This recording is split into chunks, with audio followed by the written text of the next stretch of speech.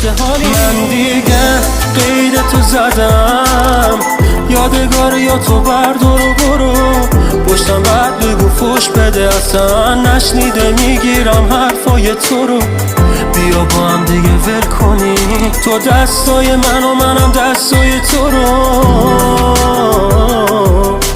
هی من دیگه قید تو زدم، یادگاری یا تو بردار و برو، پشتم بعد بگو فوش بده اصلا نشنیده میگیرم حرفای تو رو. بیا با هم دیگه ول کنیم، تو دستای من و منم دستای تو رو.